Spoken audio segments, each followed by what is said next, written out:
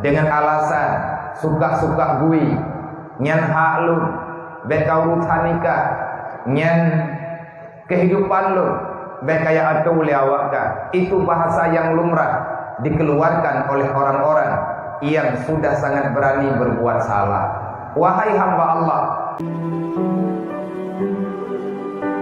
wala aqwa ala nari jahim wa in syakartum la azizallakum wa la in kafartum inna azabi lasyadid. Nikmat Allah, rahmat Allah akan selalu saja mengalir kepada hamba-hamba yang taat, yang setia dengan Allah, yang setia dengan Rasulullah. Artinya ati'u Allah wa ati'u Rasul wa ulil amri minkum. Kita tidak menjadikan diri dan keluarga sebagai orang-orang yang mengkhianati di atas apa yang telah diamanahkan oleh Allah. Karena haram hukum gedanya urang beriman dosa raya menyahana taubat hana gedrimang taubat tanya oleh Allah, hana nakumaha kesalahan gedanya oleh Allah, na'udzubillah akan abadi di dalam api neraka. Karena Allah Ta'ala melarang keras kepada siapa-siapa yang telah diberikan amanah oleh Allah. Artinya Allah Ta'ala telah menitipkan beberapa pesan. Allah telah memberikan kepada kitanya dengan bermacam-macam titipan. Allah melarang la takunu 'ala Allah. Jangan engkau mengkhianati Allah. Wa 'ala Rasulillah. Jangan engkau mengkhianati Rasulnya Allah. Wala amanatikum wa antum ta'lamun. Dan jangan pura-pura engkau tak tahu. Artinya engkau tak mau ambil peduli di atas apa yang telah engkau kerjakan, seolah-olah engkau tidak takut lagi dengan halal dan haram. Engkau tidak mempeduli dengan aturan yang telah ditetapkan oleh Allah. Padahal sesungguhnya kita ini orang yang beriman. Oleh karenanya, kepada mak dan ayah hadirin muslimin muslimat yang dirahmati Allah, dimanapun gedanya berada, maka coba pahami di atas apa yang telah dikhabari oleh Allah dalam Al-Quran. Wa in syakartum la azizallakum wa la in kafartum inna azabi lasyadid. Sesungguhnya nikmat yang Allah Ta'ala berikan kepada gedanya, nikmat yang kali menuju, yaitu iman dan Islam. Allah Ta'ala menganugerahkan kepada kita nikmat terbaik, yaitu menjadi umat Nabi Muhammad SAW. Inilah nikmat terindah yang Allah Ta'ala berikan kepada manusia akhir zaman. Dalam artian Allah Ta'ala nak mulia umat Nabi Muhammad, nak mulia gedanyo dengan masa yang sedikit, nikmat yang luar biasa. Dosa yang kita lakukan terlalu banyak judul dibandingkan dengan dosa-dosa yang dilakukan oleh orang-orang pada tempo dulu. Hana tunggu dalam masa jamun istilah dosa jariyah, artinya dosa yang mengalir, dosa yang terus-menerus berjalan sampai kepada alam barzah. Bahkan ahli keluarga yang sedarah dengannya akan mendapatkan bahagian daripada azab Allah, kecuali masa fitnah uronyoge yang banyak terjadi kejanggalan-kejanggalan, dan seolah-olah manusia tidak mau ambil peduli dengan kesalahan, kejahatan yang telah dia lakukan. Na'udzubillah min dzalik.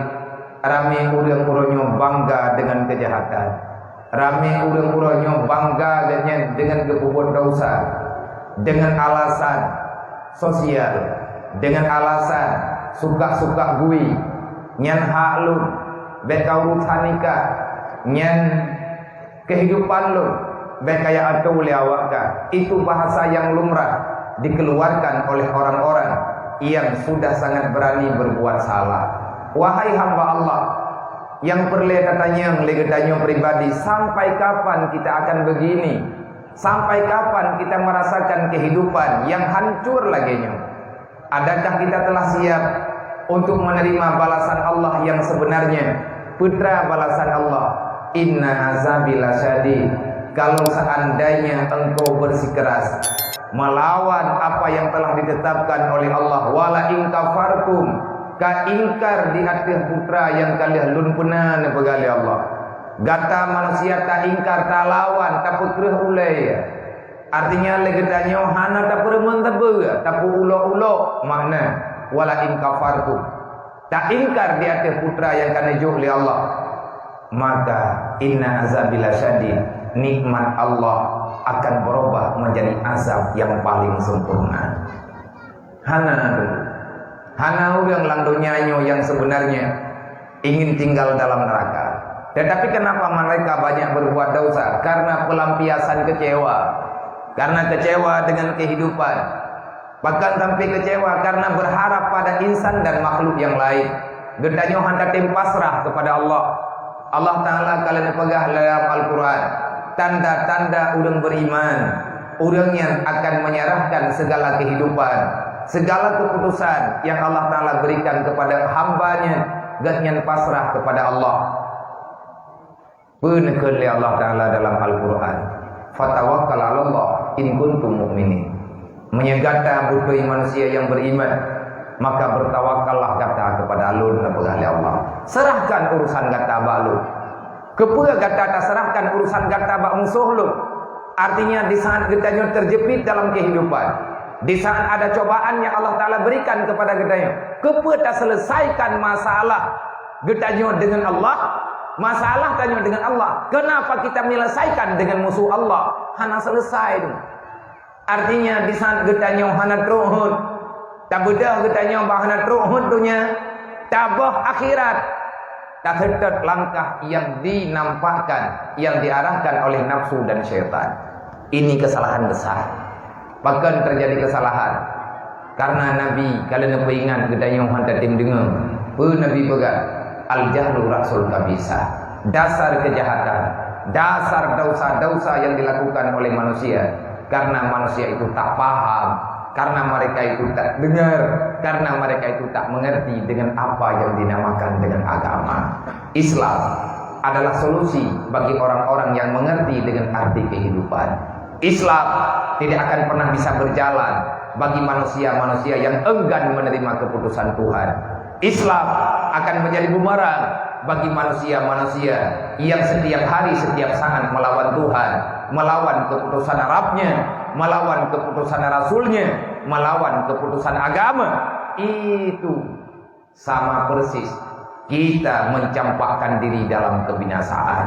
Semoga pengkhianatan yang kalian lakukan bak masa-masa awal, malamnya saudara mentua, lun yang mampu lun katakan bak udung drone, yang mampu lun pegah bak pribadi lun, usikum wa nafsi wa iya ya bitaqwallah. Aku bernasihat kepada diriku sendiri. Aku membicarakan ini bagi urang-urang drone bang Bandung. Wahai diri lun, wahai hamba Allah, takutilah kepada Allah dengan sebenar-benar takut. Artinya jalani aturan Allah, jangan pernah mencari-cari alasan. Kenapa? Nanti pada hari kiamat Allah hanya terima alasan gedanya. Cuman gedanya tak kira dro tahan meninggali. Cuman tapi kile gedanya kiamatnya hantruli. Cuman le gedanya tak kira-kira kedrot dengan perasaan rot yang bahwa syaitan akan memberi kesempatan kepada kitanya untuk bertobat daripada kesalahan. Hana mungkin mustahil iblis berdamai dengan cucu-cucunya Adam. Anaknya. Maka rapatkan barisan. Nyo kitanya katru masa. Ngan fenomena yang kalian kitanya kalen semasa-masa lawinya. Sudah banyak hadir dalam penglihatan kitanya. Kalau ada hal yang kitanya dengar selamanya, yang Allah Ta'ala haramkan, ada manusia yang ingin melegalkan yang kalian dilarang oleh Allah. dengan alasan mereka punya kekuatan, dengan alasan mereka punya kekuasaan, dengan alasan mereka telah bisa membeli apa yang mereka inginkan. Akhirnya dia ingin merubah keputusan Allah. Bejeli kita dengan masalah, nyong udip tanyo dalam zaman fitnah yang besar, dang fitnah dan juga yang sebenarnya. Fitnah yang sebenarnya adalah datangnya Dajjal yang akan menghancurkan iman manusia yang dalam dunia. Sebelum Dajjal hadir, maka Allah Ta'ala menghadirkan cobaan-cobaan bagi urang-urang yang beriman. Kalau kita sanggup mempertahankan ngan kuat taputeun iman, taputeun Islam, ngan ilmu agama.